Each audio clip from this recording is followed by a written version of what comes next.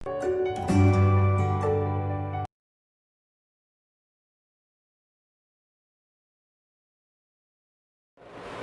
Morning all of you. बेटे स्वागत है आपका त्रिवेणी मेमोरियल सीनियर सेकेंडरी स्कूल के ऑनलाइन क्लासेस में। तो बेटे आज की क्लास में मैं आपको हिंदी व्याकरण का जो टॉपिक करवा रही हूँ वो है संज्ञा, जो कि इंग्लिश में आपने नाउन से सीखा था। तो नाउन को ही हिंदी में क्या बोलते हैं? संज्ञा। तो मैंने आपको पहले भी जब भी आपको पढ़ाया है तो यही बात बताइए कि संज्ञा क्या होती है।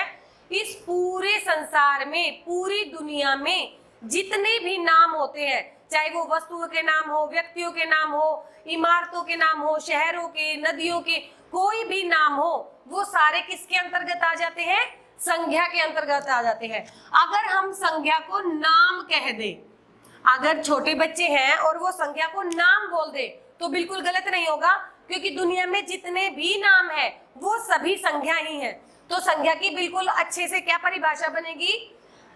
किसी व्यक्ति, वस्तु, स्थान या भाव के नाम को संज्ञा कहते हैं। मैं दोबारा से बता रही हूं, किसी व्यक्ति, वस्तु, स्थान या भाव के नाम को संज्ञा कहते हैं। जैसे व्यक्ति ले लेते हैं, राम, राधा, रमा, जितने भी नाम है दुनिया में व्यक्तियों के।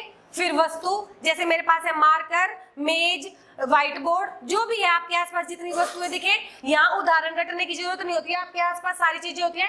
स्थान, स्कूल है आपका, किसी इमारत का नाम ले दो आप, जैसे ताजमहल है, लाल किला है।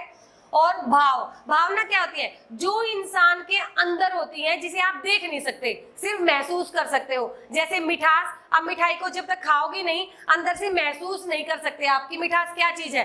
कड़वाहट, अच्छाई, बुराई, मुस्कुराहट, ये सारी अंदर की भावनाएं हैं, उनको फील किया जा सकता है, यानी कि महसूस किया जा सकता है। हम उसे देख नहीं सकते इन आंखों से, हम सिर्फ उसको महसूस कर सकते हैं। कोई हमसे प्रेम करता है, हम उसे महसूस करेंगे, क्योंकि हमें उसकी आंखों में ही दिखेगा, पर हमें महसूस करना पड़ेगा। कोई नफरत कर रहा है, हमें पता चल जाएगा कि वो हमें उतना पसंद नहीं करता। तो यानी कि वो भावनाएं हैं।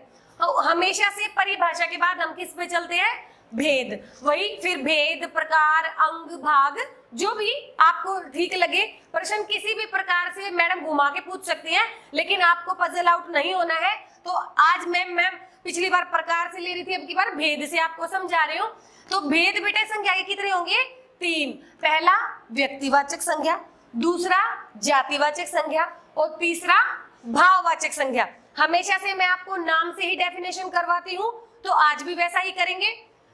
व्यक्तिवाचक संज्ञा, देखिए व्यक्ति, किसी एक के बारे में बात हो रही है, ठीक है? तो किसी एक व्यक्ति, वस्तु, स्थान या भाव नहीं, सॉरी, इसमें किसी एक व्यक्ति, वस्तु या स्थान का नाम जहां पर हो उसका वर्णन हो। किसी एक के बारे में, कॉमन पर्सन जो होता है, ठीक है, किसी एक के बारे में जब वर्णन होता है तो वहां पर व्यक्तिवाचक संज्ञा हो जाती है, पूरे ग्रुप की बात नहीं होती। जैसे दिल्ली, एक के शहर की बात हो रही है, मेज एक वस्तु की बात हो रही है, शेर एक जानवर की बात हो रही है, और राम एक लड़के की बात हो रही है। यानी कि हम प्रॉपर किसी का नाम ले रहे हैं, ठीक है? तो जब हम किसी एक के बारे में उसकी पहचान बता दे रहे हैं और नाम बता रहे हैं, तो वहां पर क्या हो जाती है? व्यक्तिवाचक संज्ञा। फिर आ जाते हैं हम जातिवाचक संज्ञा पे, जहां पर किसी एक की तरफ इशारा न करके पूरी जाति के बारे में वर्णन किया जाता है।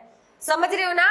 व्यक्तिवाचक में तो एक का वर्णन होता है, लेकिन जातिवाचक में पूरी जाति का वर्णन होता है।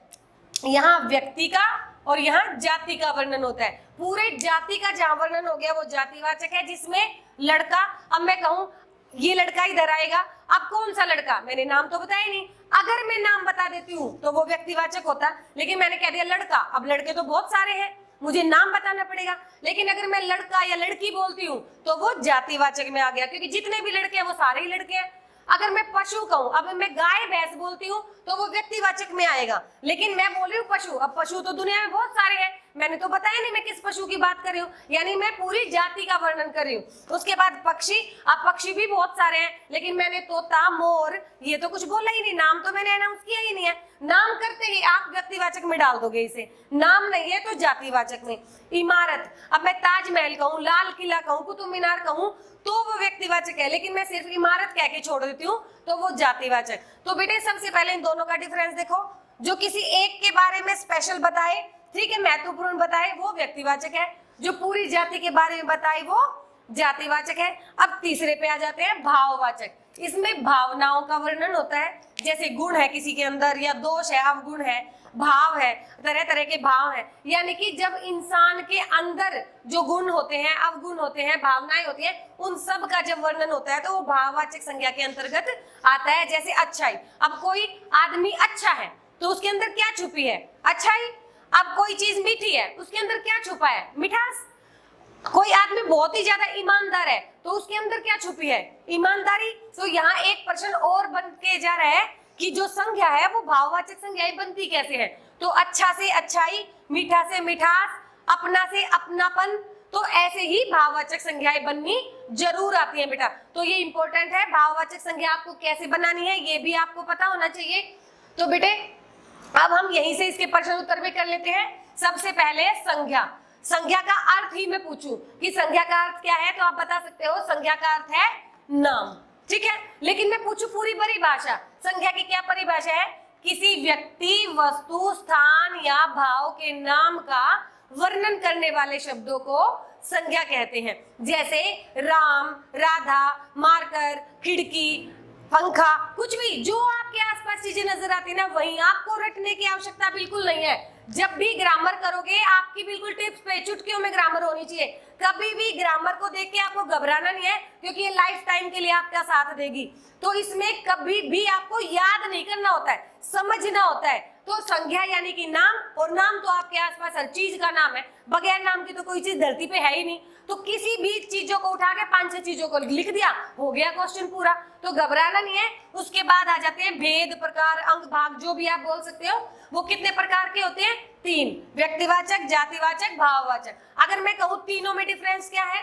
व्यक्तिवाचक में किसी स्पेशल व्यक्ति, वस्तु का नाम होता है, जाति में पूरी जाति का वर्णन होता है, और भाववाचक में गुण, दोष और भावनाओं, जो इंसान के अंदर छुपी भावनाओं और दोष होते हैं, उन सब का वर्णन होता है। उसके बाद अगर मैं कहूँ भाववाचक संज्ञाएं बनाइए, तो अच्छा से अच्छाई, ईमानदार से ईमानदारी, अपना से अपनापन, पराया से परायापन, ठीक है। तो ऐसे भाववाचक संज्ञाएं बन जाती है। तो बेटे आज की कक्षा में इतना ही, और मुझे उम्मीद है कि आज का ये जो पाठ है आपको काफी अच्छे समझ आ गया होगा। इससे भी पहले जो कक्षाएं हैं उनमें टीचर्स ने आपको काफी अच्छा बताया है।